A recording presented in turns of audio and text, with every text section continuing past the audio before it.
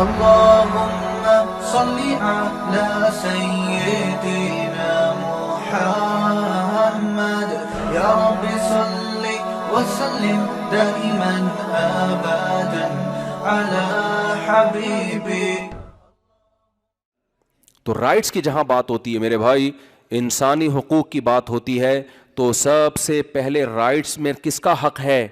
خدا کا. اور اسلام نے ایسا زبردست نظام دے دیا کہ خدا کو اگر آپ بیچ میں لے آئے نا اور سب سے پہلے خدا کر دیا تو ہیومن رائٹس خود بخود ادا ہونا شروع ہو جائیں گے. سمجھتے ہو؟ اور پھر خدا بتائے گا ہیومن میں کس کے رائٹس کتنے زیادہ ہیں. گورے نے آپ کو کیا بتایا؟ ہیومن رائٹس میں انسان برابر ہیں. اللہ نے فرمایا برابر نہیں ہے. ماں باپ کا درجہ زیادہ, اولاد کا درجہ کم. میاں بیوی میں شوہر کا درجہ زیادہ, بیوی کا درجہ ایک درجہ کم. بڑے بھائی کا درجہ زیادہ, چھوٹے بھائی کا. بول لو نا کیا جا رہا ہے یار, تم لوگ تو پتہ نہیں کہ گورنمنٹ نے پابندی لگائی ہوئی ہے تمہارے اوپر.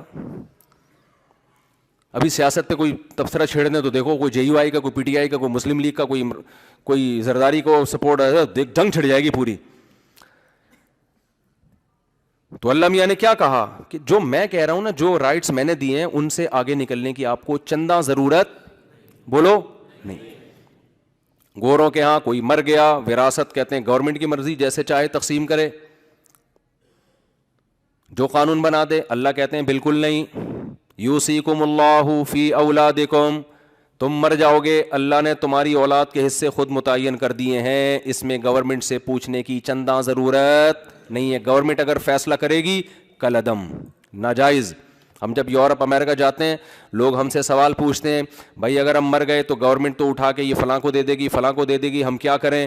ہم نے کہا چلو بھائی گورنمنٹ نے یہ بھی تو رائٹ دیا ہے نا آپ کو کہ آپ وصیت کر سکتے ہیں. ہاں بھائی, میں نے کہا شریعت کے مطابق وصیت کر لیں. آپ بتا دیں میرے مرنے کے بعد میرے بیٹے کو اتنا, بیٹی کو اتنا, فلانے کو اتنا, ڈمکانے کو اتنا یہ ملے گا, جو شریعت کے مطابق ہے وہ وصیت کر دیں. اگر نہیں کی تو گناہ گار ہوں گے. کیوں؟ آپ کو پتا ہے میرے مرنے کے بعد پھر اولاد کو نہیں ملے گی, یا جس کو کم ملنا ہے اس کو زیادہ مل جائے گا, زیادہ ملنا ہے کم مل جائے گا, تو یہ ظلم ہوگا.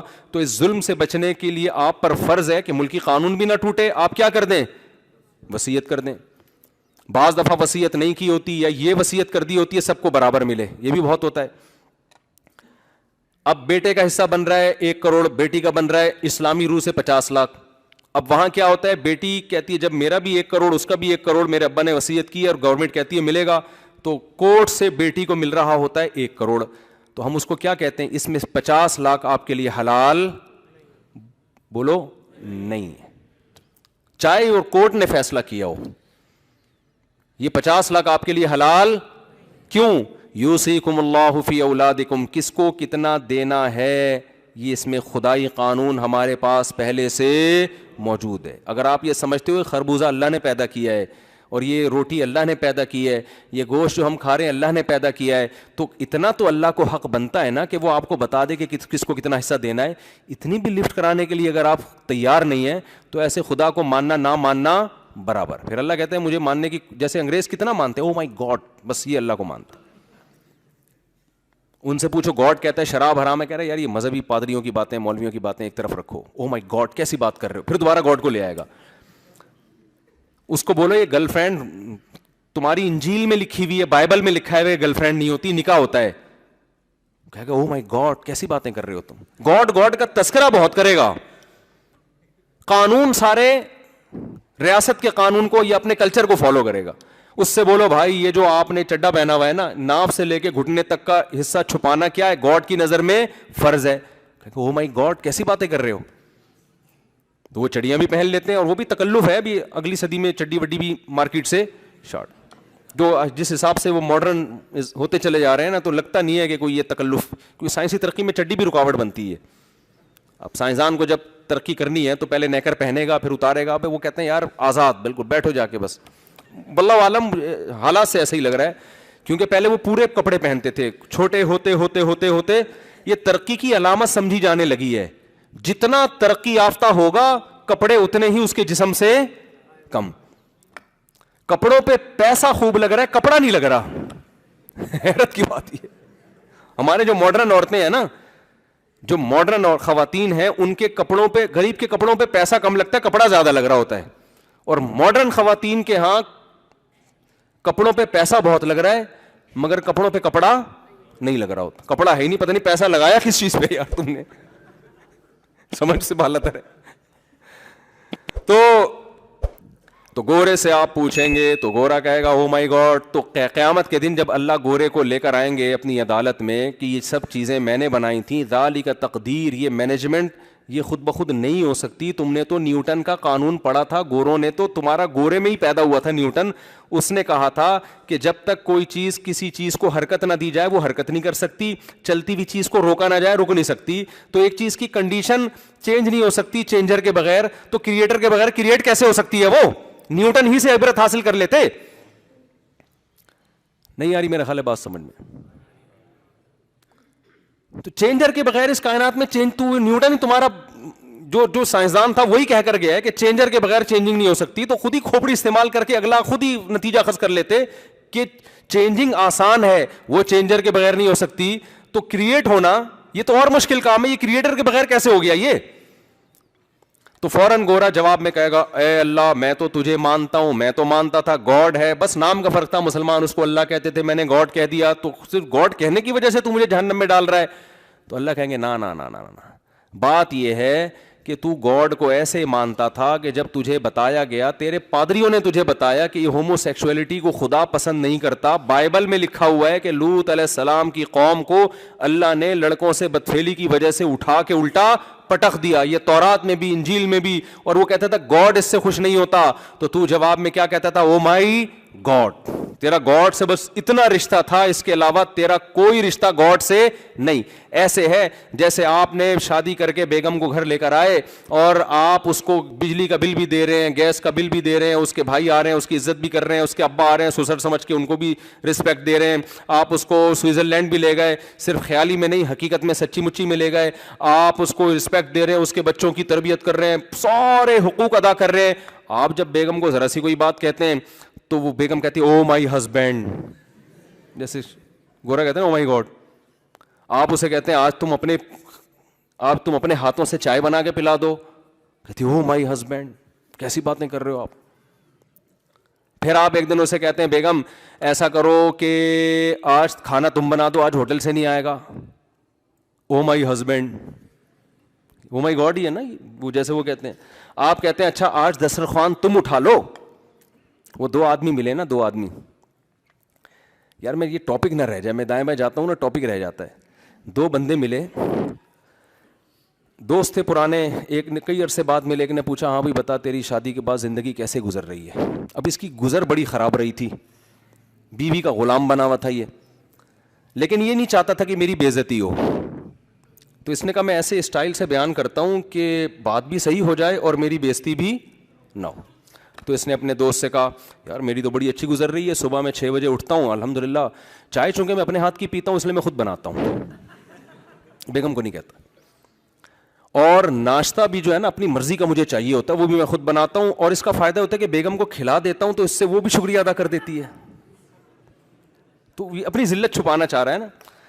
اور اللہ کا فضل ہے جب میں آفس سے گھر آتا ہوں تو چائے تو میں نے تجھے بتایا تھا اپنے ہاتھ کی پیتا ہوں, تو میں چائے خود بناتا ہوں, اور پھر جب بنا ہی رہا ہوتا ہوں تو ایک کپ اس میں زیادہ بیگم کو بھی پلا دیتا ہوں. اس کے بعد جو رات کا کھانا ہے وہ میں اس لیے بناتا ہوں کہ برتن بھی وہ میرے ساتھ دھوتی ہے, کیونکہ لہذا مجھے فرض بنتا ہے کہ جب وہ برتن میرے ساتھ دھو رہی ہے مل کے تو کم از کم کھانا میں خود بنا لوں. اور جب اتنے سارے کام میں اپنے ہاتھ سے کر لیتا ہوں تو پھر میں سوچتا ہوں کہ کپڑے بھی دھو لو یار, کیا جا رہا ہے, انسانیت کی خدمت کا ثواب ملا, اللہ کا شکر بڑی اچھی زندگی گزر رہی ہے. تو سنا کیسی گزر رہی ہے؟ اس نے کہا میری بھی کتے جیسی گزر رہی ہے, لیکن مجھے ایسے بتانا نہیں آتا جیسے تو بتا رہا ہے. یہ لطیفہ ہمیں سنایا حضرت فیروز میمن صاحب دامت برکاتہم, ان کی خانقاہ میں گئے. اس نے کہا گزر میری بھی کتوں کی طرح رہی ہے جیسے تیری گزر رہی ہے, لیکن مجھے ایسے بتانا نہیں آتا جیسے تو بتا رہا ہے. تو بتانا تجھے بڑا ٹائٹ طریقے سے آتا ہے. تو اب آپ بتاؤ, آپ نے بیگم سے بولا بیگم سارے کام میں کر رہا ہوں, تم یہ دسترخوان اٹھا لو. کہتی او مائی ہسبینڈ, ایک دن آپ کو غصہ آئے گا, خدا کے لیے مجھے ہسبینڈ کے علاوہ کچھ اور بول دے, یہ ہسبینڈ کہہ کے میری توہین نہ کیا کر. یہ رسپیکٹ کی مجھے بالکل بھی ضرورت, تو مجھے وسیم کہہ دے, مجھے غفار بھائی کہہ دے, کچھ بھی کہہ دے, خدا کا واسطہ یہ ہسبینڈ کے تکلف کی بالکل بھی ضرورت, یہ تکلف نہ کیا کر. تو ایسے احسان جتلا رہی ہے جیسے تو مجھے اپنا ہسبینڈ تو مجھے اپنا ہسبینڈ مانتی ہے. تو اس طرح میرے بھائی یہ گاڈ کا جو تصور جو ہم لوگوں نے بنا لیا ہے, صرف بات بات پہ خدا کی قسم, اللہ کی قسم, اللہ کا واسطہ, اللہ کے نام پہ, یہی چل رہا ہے. اور چند رسومات رہ گئی ہیں, بقرعید پہ ایک جانور کاٹ لیتے ہیں کیونکہ میں پھوڑنا پھاڑنے کا موقع بھی مل جاتا ہے. میں کیا خیال ہے, حج ہو جاتا ہے, تھوڑا سا تفریح بھی ہو جاتی ہے اس میں, عمرہ ہو جاتا ہے, تھوڑی سی تفریح بھی ہو جاتی ہے اس میں, اور اللہ بھلا کرے آپ کا عید میں ہم منا لیتے ہیں, مسلمان ہیں کیونکہ بہرحال عید کا اپنا انجوائے کرتے ہیں اس کو. رمضان کے روزے سردیوں میں رکھ لیتے ہیں, تھوڑا سا ڈاکٹر بھی کہتے ہیں رکھ لو, گرمیوں میں اب لوگ سوچ رہے ہوتے ہیں, ہمارے پاس تو کیس آ رہے ہوتے ہیں, یار آج میں نے روزے کی نیت نہیں کی, دیکھنا کہ گرمی زیادہ ہے تو نہیں رکھوں گا, اگر نہیں ہوئی تو پھر نیت کر لوں گا. اس طرح کے سیٹ اپ چل پڑا ہے. تو اللہ میاں کو ایسے خدا ماننے کی ضرورت بولو نہیں ہے, بالکل بھی نہیں ہے. ابو جہل جو کلمہ نہیں پڑھتا تھا نا, اس کو پتا تھا پڑھنے کے بعد بڑے مسئلے کھڑے ہو جائیں گے.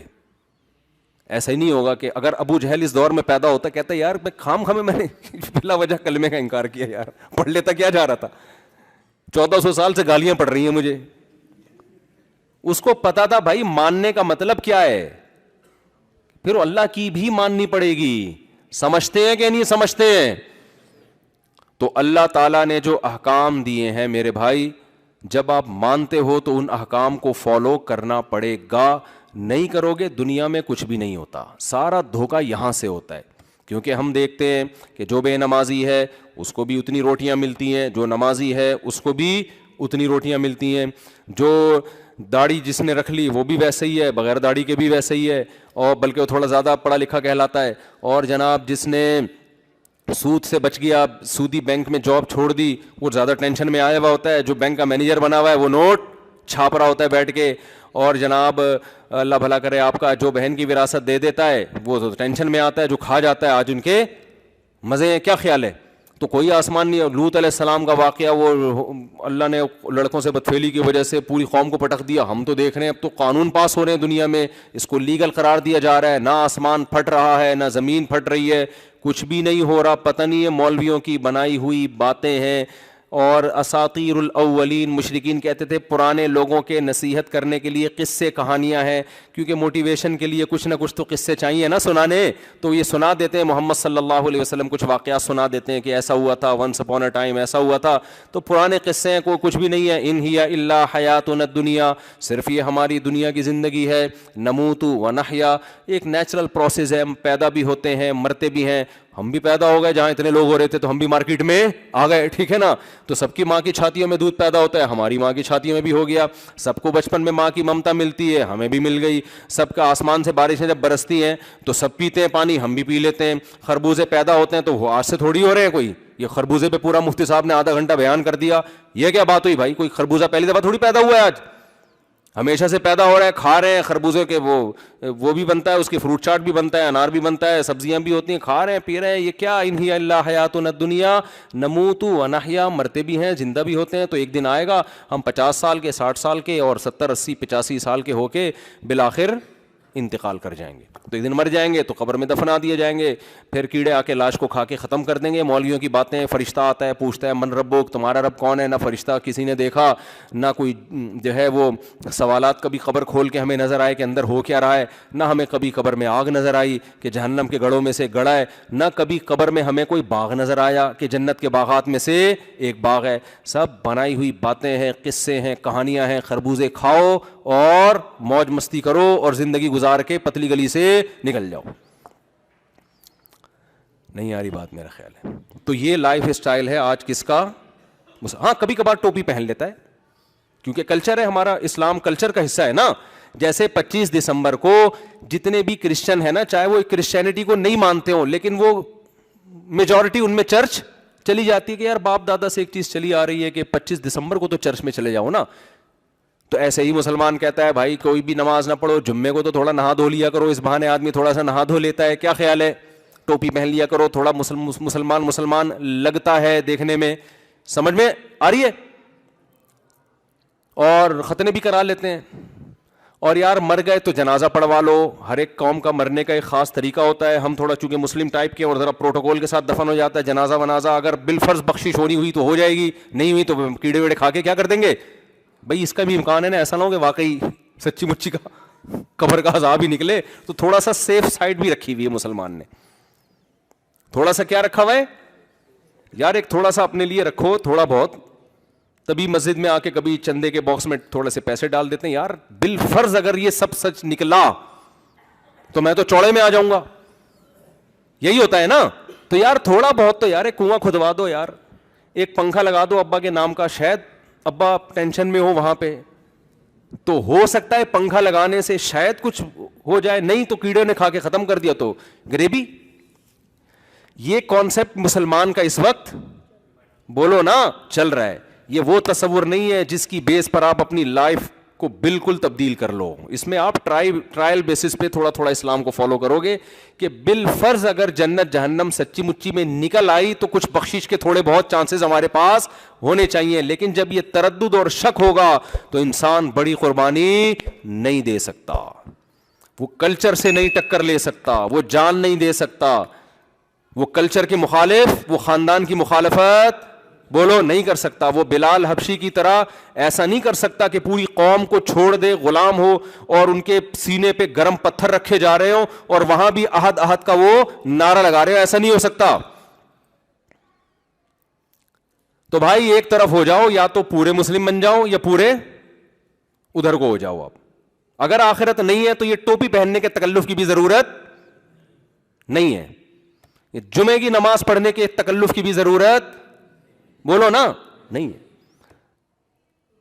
عید منا لیا کرو, خوشی ہوتی ہے, نماز پڑھنے کے لیے آنے کی ضرورت, ویسے بھی عید کی نماز آتی بھی نہیں لوگوں کو, ایک دوسرے کو دیکھ کے یوں یوں یوں کر رہے ہوتے ہیں کہ پتہ نہیں کتنی دفعہ کرنا ہے. میں تو عید کی نماز جب پڑھاتا ہوں لوگ مجھے کہتے ہیں طریقہ بتاؤ, میں کہتا ہوں اتنا ٹائم طریقے میں لگے گا اتنا ٹائم عید کی نماز میں نہیں لگتا سمجھانے میں. تو میں کہتا ہوں بھائی جو ساتھ والا کر رہا ہے وہ کر لے ہو جائے گی. جیسے جیسے میں کروں پیچھے والے لوگ وہی کریں اور ان کے سائڈ والے انہیں کو دیکھ کے کریں. جب 6-7 دفعہ نماز پڑھیں گے انشاءاللہ نماز پڑھنا آ جائے گی. تو بھائی اسلام یہ نہیں ہے, ایسے بخشش نہیں ہوگی. اللہ نے کہا تمتعو, اڑا لو مزے, کھا لو خربوزے جس کی آج آدھا گھنٹہ ہم نے مثال دی ہے, کھا لو آم ناشپاتی. دیکھو یوٹیوب بھرا ہوا ہے میڈیکل سائنس کے ٹوٹکوں سے, انار کے یہ فائدے, اور جناب کولیسٹرول کم کرنا ہے تو یہ کھاؤ اور یہ کھاؤ اور وہ کھاؤ. کوئی اس پہ غور کرنے کے لیے تیار نہیں ہے کہ یہ تمام چیزیں پیدا کس نے کی ہیں بھائی. کوئی بھی چینل میڈیکل سائنس کا پیسے کمانے کا طریقہ بتا رہا ہوں, ملینز سبسکرائبر ہوں گے, ملینز اس کے لسنر ہوں گے. کوئی بھی منجن بیچ رہا ہوں نا بیٹھ کے, اللہ کی بات سننے کے لیے بہت کم لوگ تیار ہیں. تو اللہ کی نظر میں سب سے زیادہ اہمیت اپنی بات کی ہے, خربوزوں کی نہیں ہے, گندم کی نہیں ہے, بزنس کی نہیں ہے. یہ تو فنا ہونے والی چیزیں ہیں. اللہ کی نظر میں اگر اس ترقی جو آج جس کو ترقی کہا جاتا ہے, ایک ترقی تو وہ جس کا اسلام قائل ہے, اس کے ہم بھی قائل ہیں. ایک ترقی جو صرف مادی ترقی ہے جس میں خدا کو نکال دو آپ بیچ سے, یہ ترقی فرعون کے پاس زیادہ تھی اور موسیٰ علیہ السلام کے پاس بالکل بھی نہیں تھی. فرعون, بس یہ بات کر کے بیان ختم کرتا ہوں, فرعون موسیٰ علیہ السلام کو تانے دیتا تھا, ام انا خیر من ھذا الذی ھوا مہین, اے لوگو میرے پاس مصر کی حکومت, ھذہ الانہار تجری من تحتی, یہ نہریں میرے باغات میں سے بہتی ہیں, میرا باغ دیکھو, میرا محل دیکھو, میری ترقی, میری پاور, جو آج یورپ اور امریکہ میں یہی تو ہے نا, کچھ میرے پاس ہے. ام انا خیر من ھذا الذی ھوا مہین, موسیٰ کے پاس کچھ بھی نہیں ہے. لولا القی علیہ اسورۃ من ذہب, اس کے ہاتھ میں سونے کے کنگن کیوں نہیں ہے موسیٰ کے ہاتھ میں, یہ غریب کیوں ہے, یہ غلام قوم میں کیوں پیدا ہو گیا, اس کے پاس تو کچھ بھی نہیں ہے. مہین کا مطلب عزت بھی وہ نہیں ہے جو میری عزت ہے. رسپیکٹ بھی لوگ کس کی کرتے ہیں, موسیٰ گلی سے گزرے گا شاید کوئی 2-4 لوگ سلام کر لیں, میں جب گلی سے گزرتا ہوں جھک جھک کے لوگ سلام کرتے ہیں, رسپیکٹ دیتے ہیں, سجدہ کرتے ہیں میرے سامنے. تو بتاؤ فرعون دھوکے میں تھا کہ نہیں تھا؟ موسیٰ کہہ رہے تھے میں تجھے اپنی طرف نہیں بلا رہا, تجھے جس خدا نے پیدا کیا ہے نا اس نے مجھے تیرے پاس بھیجا ہے. میرے سے تیرا پڈا نہیں ہے. تیرا پڈا کس سے ہو رہا ہے؟ تو لڑ اس خدا سے رہا ہے, میں تو اس کا نمائندہ ہوں. میرے ذمے بات پہنچا دینا, منوانا میرے ذمے نہیں ہے. میں تو بات پہنچا دوں گا باقی. اور موسیٰ علیہ السلام کو بھی نہیں پتا تھا کہ خدا مدد کیسے کرے گا.